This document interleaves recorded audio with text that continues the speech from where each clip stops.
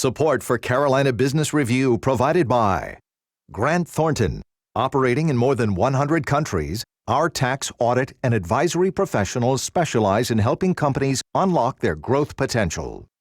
Blue Cross and Blue Shield of South Carolina, where healthcare is changing for the better. Find out how at ahealthysc.tv. And by Sunoco, a global manufacturer of consumer and industrial packaging products and provider of packaging services, with more than 300 operations in 35 countries.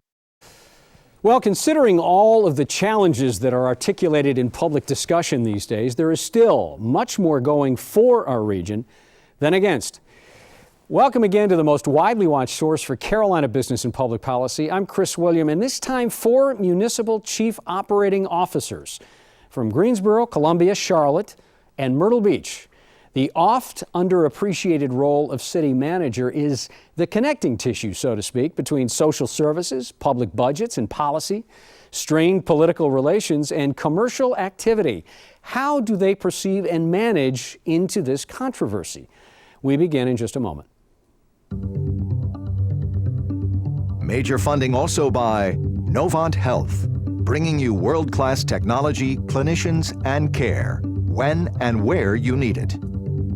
The Duke Endowment, a private foundation enriching communities in the Carolinas through higher education, healthcare, rural churches, and children's services. And by Blue Cross and Blue Shield of North Carolina. Who's responsible for rising healthcare costs? Join us and many others in a candid discussion at letstalkcost.com. This edition of Carolina Business Review was recorded October 11th, 2013. On this week's program, City Managers, Ron Carlee from Charlotte, Tom Leath of Myrtle Beach, Denise Roth of Greensboro, and Teresa Wilson of Columbia. Now, here's Chris William. Hello, welcome to our program, and as always, the good stuff happens off camera, so I'm going to ask you all to repeat exactly what we were talking about at the beginning. No, let's start with something, because so often the city manager is one of those positions in an organization that is, I promise I'm not playing to my audience here, but is an unsung position. Things work smoothly because you have your hands on the tiller, if you will. So, Teresa, let me start with you. What do you think is the most misunderstood part about the city manager's slot? I think probably what you just said. I mean, I would consider, as I'm amongst kindred spirits here today, talking that we're probably the worker bees. I personally have been with municipal government for 8 years, but manager, less than a year. Assistant city manager beforehand, and a lot of what I've been doing is managing and trying to help implement the policy that the elected officials might set. But what you find is that you often have to help steer, provide recommendations that they may or may not ultimately go with, but doing your due diligence and taking into effect regulatory concerns, citizen perception, citizen needs, and trying to help the policymakers balance what the vision might be, the strategic goals of the city. And I think often, I guess it's unsung and you're in the background and you're okay with that because, I feel like in our role, it is meant for us to do that work so that the city and the policymakers shine, so that our citizens are proud of the decisions that have been made on their behalf. Denise, anything strike a chord with you on that? I would add to that how invested we are personally in the success of the community. I mean, I think it's sort of a... Yeah, what do you mean by that? Well, that our goal and our aim is for whatever vision there is from the community for itself, as well as for council as an elected leader, as well as us who are professionals who are working as a part of this organization in this city, how committed we are personally and how much it matters to us that the city is successful. I think that at times we're seen as just having a job when in fact it is a lifetime change. And when I was appointed to the role, I said that you're getting a family in service. My husband and son were there with me. And in fact, it is just that. We are constantly focused on how is our community developed, and that is from a collective perspective of me and my family, and not just as a job that I go in and do every day and then go home and move away from. You know, Ron, let me take this in a different way, Tom. Ron, here, so we've heard this. So you are at the intersection of politics and running a business. I know you all know that. Right. I'm not telling you anything. So, And it is a business. Yeah. That's lost a lot. so talk about this municipal state government, intergovernment relations problem that we've not all of a sudden run into, but seemingly has become more acute. We've had for a number of years, the state, you talk about unfunded mandates, passing unfunded mandates. What's more, I think, important, critically important, is that for us, is that states now seem to want to get into our business. They don't want to just make us do stuff. They want to tell us how to do it. And they spend an awful lot of time passing laws or debating laws that really get into the nuts and bolts of the service delivery. And that really is frightening. And I think that's going to be a lot worse on us than unfunded mandates and whatever else that the politicians, argue about day to day. Where did that start? Did that start with a Republican control for the first time in 100 years? Well, no, it's been going on forever. I think what's particularly problematic right now is the high level of partisanship at both the state and the federal level, and government's really not working very well there. And that's true for a lot of cities that operate under that same political model. Going back to your first question, the council manager form of government was created a century ago in order to bring a business model as opposed to a political model to the business of running the services that people depend on day in and day out. And that is our job, is to bring ethics and professional competence in support of the elected officials that represent the policy interest of the people of the community. So Ron, how do you, and it's certainly worked that way in Charlotte, worked that way in all of your communities for a long time, in Columbia. There's a referendum, as you very well know, Teresa, that's on the ballot for December 3rd, and it will decide if there will be a strong mayor or a strong city manager for the first time in a long time. So I guess the question here is, how do you think most people understand the difference here between having a mayor who's driving policy and direction and operations as having a manager? Sure. I don't. I think that certainly the people ought to be able to make that decision, though, once informed and educated. I think where we are right now specifically is that there's been probably a brief period of time for that education to occur. So that is, of some concern.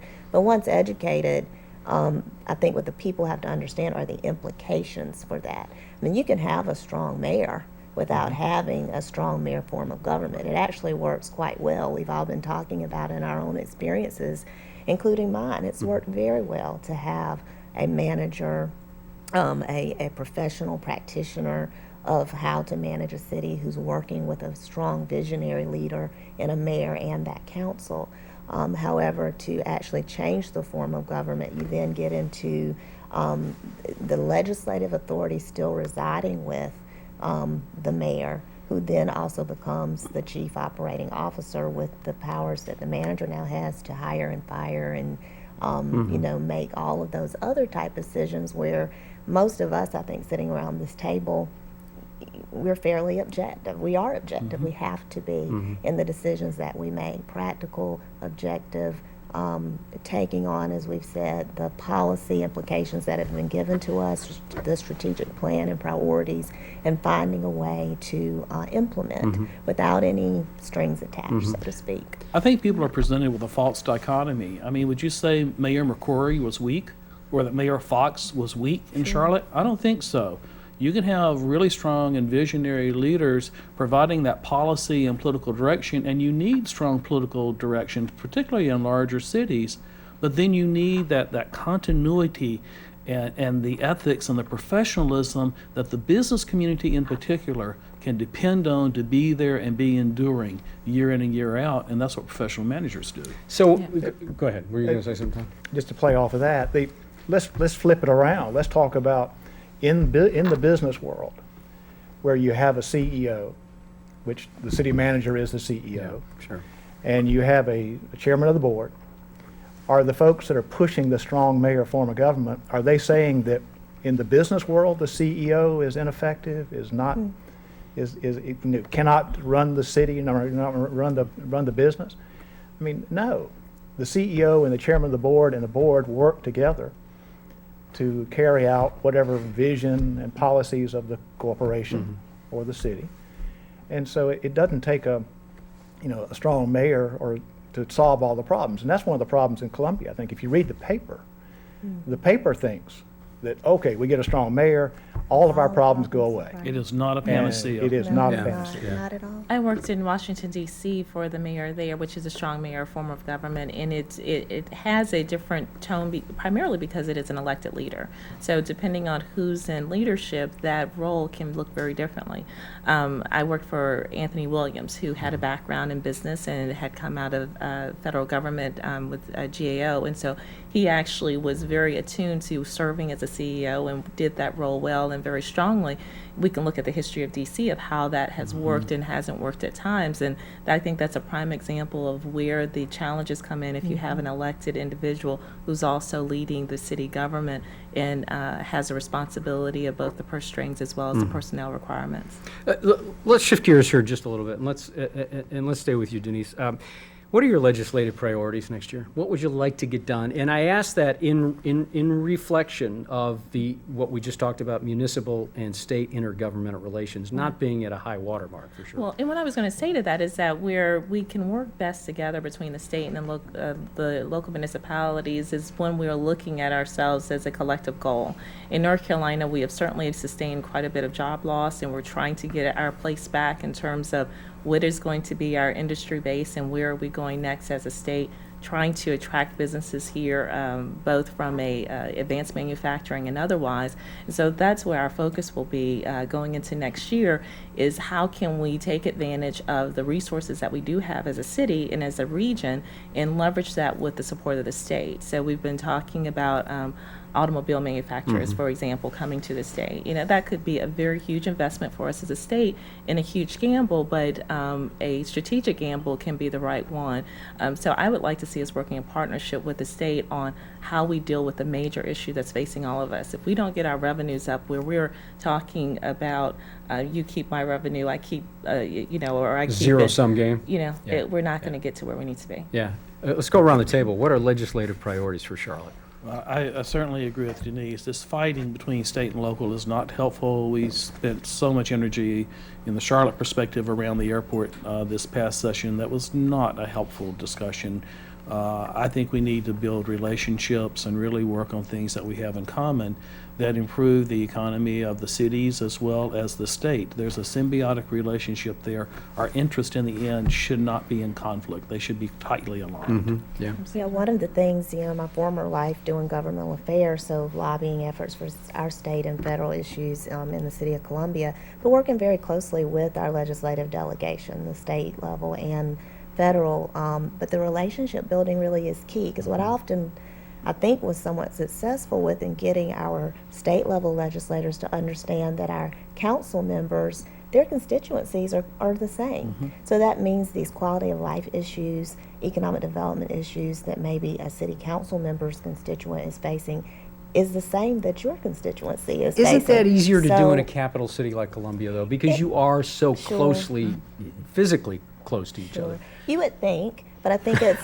you would think and hope that. I think it's always a work in progress, though. You can't only go over to the State House when you need something. You have to build relationships all along, and you have to find those commonalities and advocate all year long, not just when it's some major issue going on. And that's something that I hope to continue, with our council and our legislators as well. Code enforcement, for example, is an issue where the quality of life, when you have absentee landlords, so to speak, and then we're left within the municipal arena dealing with those things. Well, you have to then work with the county. It may have to be a lien on the property tax bill. You got to work with the state to help us put some tools in our toolbox where we can address those type of issues. So I know that's a major concern for City of Columbia.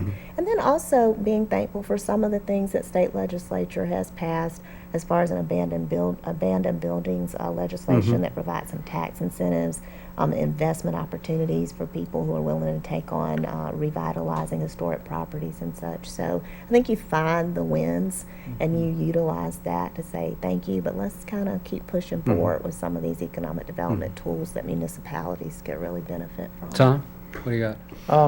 We're not going to be asking the legislature for anything this year. We were able to get a 1 penny sales tax for tourism promotion about 2 years ago. We don't plan to go back and ask for anything. I think we're really more on a defensive mode right now. There's always talk about fixing the property tax and fixing business license and Strike those fears on the heart of oh, managers. it's Yes. those things. And so we're going to be having to guard ourselves against those fixes. But in terms of a priority of going to them and asking for certain things, this year we're going to stay back. When you all retreat back into your offices and start to think strategically, one of those strategic silos, if you will, has got to be community investment. I know it's a big one. So when times are tough, when you're coming out of 08, we've got, we're past the Great Recession, but, some people argue we got a political depression going on. How do you argue capital investment? And specifically in a town like Greensboro, when you're trying to flesh out the center city, when you're trying to get a performing arts center going, how do you make the case, if you don't mind, Denise, how do you make the case for capital investment when folks are already fatigued by budgets and funding and all of those things? And we have done that quite a bit this year, over the past 2 years. In fact, when we've talked about our capital investment, we've had to be very focused on bringing everyone into that conversation and helping there to be a collective understanding that the vision is for a collective good. It's not just downtown, which might be in one council member's district, but downtown being the heart of our city and being an important part of our collective growth. Do you think they hear that and they understand it really in their DNA? It's a work in progress. I couldn't sit here and say that everyone embraces that vision and idea, but I can say that from a public fundraising perspective, we've been able to be very successful at getting $35 million in commitments from the private sector. In that we have had a grassroots effort of 70 plus people who served on a task force to say that we want the Performing Arts Center and this is what we want it to look like. And we have other efforts that are going into play. Our Performing Arts Center is actually going to be a location for us to have our neighborhood events as well. It's replacing our War Memorial Auditorium, which has been the place where you go for graduations, as well as other school events and different type of concerts, from gospel concerts to country concerts. So it's going to be a place for everyone, and that's an important sell as well. Well, and in a town like Charlotte, Ron, when your predecessor arguably made the decision to retire, he floated a $900 million, almost $1 billion community investment project that seemed to be going and certainly seemed to have the votes and then fell apart at the last moment. So how do you cobble together these ideas? But then it was put back together and approved this year. And so we're about to pump out over $800 million over the next several years into the economy, mostly the private sector and capital investment. And building on what Denise said, I think part of the argument is also return on investment. This is not spending money on capital projects just to spend money on them. They're done to leverage private investment back into the community to create jobs, to add value, and really ensure our long-term economic sustainability. And I think on all of our capital projects, given the tight times in which we live, and in Charlotte's case, the City Council actually approved a modest increase in the property tax to fund this program. We've got to show the taxpayers a return on the use of their money. And that's something we're going to watch very closely. I think what Charlotte did. You mean that was the talk about property tax increase? Well, the property tax increase, but they did it with a very clear focus of this is what these funds will go for, and this is the expected return on that effort. And so I think it was important for the public to understand that Charlotte had a vision, that the leadership had a direction it was going in, and that it was going to follow through with that commitment. So it'll be interesting to watch that. I think you also have to sometimes help the citizenry understand too the benefit of oftentimes focusing in one area, but the idea with a downtown, for example, and ours is very similar in that this Mayor Benjamin and council have put that effort perhaps in the downtown core, but the idea is almost like the spindles in a bike, is that you start in your core, but it's gotta, that energy and synergy has to also flow out to the surrounding areas and the other districts in Columbia. And that's the idea with the leveraging of funding, not just local government funds, but federal funds. We use our CDBG dollars, for example, in Columbia to leverage $6.1 million of private investment in the downtown, but do facade grants with, community-based focused federal dollars. And how much of a challenge, especially in Columbia, is it, Teresa, that you have Richland County, you have Lexington County, and you have two different forms of government, but still have a commonality? Sure. I think oftentimes it's the stars aligning at the right time. The county administrator, Tony McDonald in Richland County, and I really started our roles around the same time. We tend to have a very similar philosophy of governance. We work very well together. And sometimes that type of, back to the relationship building, you would hope that the councils also play well in the sandbox together, but as the management, going back to the benefit of having administrators and managers, you sometimes have to help lead through that and work with our staffs. We were talking last week because the citizen doesn't know who owns a particular road. So, you have your staffs and you're, it's in Richland County. No, it's a Columbia road. No, it's a state road. You're all smiling like this is, they don't care. They don't care. And Tony and I are like, no. The citizen doesn't care about any of that. We got to figure this out. But you can tell the difference in color of pavement when you cross over one county and another. Oftentimes. Tom, I want to come to you, and especially very unique situation, community in the Grand Strand. You've got, and I know this, that not just Myrtle Beach, but the Grand Strand's been trying to get some respect and love from the State House for a long time, just around tourism. So how do you sell yourself to the State House in Columbia, and how do you get the support that you need, and how do you sell yourself to constituents that are in your own hometown? You're right. We are sort of the redheaded stepchildren of South Carolina. We send a lot of money to the state tax-wise, $400 million of revenue to the state. But we are many times viewed as a resort, a summertime resort. They don't take us seriously. You don't have the same problems that other urban areas may have. But I think the key to it is relationships, not going to them just when you need something from them. And the key also is that you show them the return on investment. We were able to get money from the state to buy property next to the convention center, and our whole case was a return on investment. If we expand the convention center, this is what the city and the state will make. Do you have to sell that to the broad community, or just the legislators that are going to approve that sale? Both, but particularly the legislatures. So Myrtle Beach, most everybody in Myrtle Beach understands the game we're in, that we are a tourism base.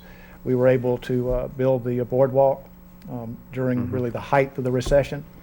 But everybody understood, and particularly council understood, that you need to put that money, it's kind of like advertising when business is slow. You've got to put that money in the ground so that when the recession ends, folks will have something new to come to at the beach. This year we're building the 100,000 square foot indoor sports space. That's an return on investment that we're showing, maybe $6 million in direct spending first year, $25 million after about 5 years. And so we're saying we're going to spend this money, but we're going to get this money in return. We've got about a minute left. Are you all encouraged that we've hit and I say this from a positive standpoint, hit a low point in intergovernmental relations, that it started to turn, and it will be an easier dialogue between state and municipality? And if you're thinking too hard about it, then that's probably No, not. I think it's a heavy lift going forward. Yeah. I think we have a lot of work to do. Yeah. It could get worse. I think part of it too, and something we've talked about quite a bit, is how do we help the legislators understand the value of cities and municipalities? And really, we should be a part of the big picture of these are the assets that we have to bring forward as a state in North Carolina. The idea that we are competing internally is not a successful one. We are competing on a regional level, and we're competing as a country for jobs and for what our next industry base is going to be. So whether we're at a low point or not, I think our job is to help understand the value of cities. We want to be friends. Yeah. I'm sorry, what did you say? We want to be friends with the legislature. Okay, all right. Ladies, gentlemen, thank you for being on the program. This is just scratching the surface, getting insight in what you do. So thank you for your commitment and your role in leading and doing all those things. But we're glad to have you on the program, and we hope you'll come back Thanks, and Chris. get part 2 of this. Thank you. Absolutely. Thank you for having Thank you. Thank you. Thank you for watching our program. If you have any questions or comments, please go to carolinabusinessreview.org and make those. Until next week, I'm Chris Wooding. Good night.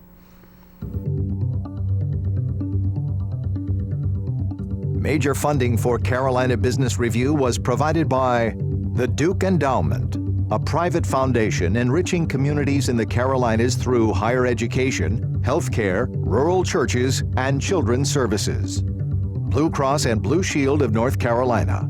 Who's responsible for rising healthcare costs? Join us and many others in a candid discussion at letstalkcost.com. Grant Thornton. Operating in more than 100 countries, our tax, audit, and advisory professionals specialize in helping companies unlock their growth potential. Novant Health, bringing you world-class technology, clinicians, and care, when and where you need it. Sunoco, a global manufacturer of consumer and industrial packaging products and provider of packaging services, with more than 300 operations in 35 countries. Blue Cross and Blue Shield of South Carolina, where healthcare is changing for the better. Find out how at ahealthysc.tv. And by viewers like you. Thank you. Promotional consideration provided by Business North Carolina Magazine. For more information, visit carolinabusinessreview.com.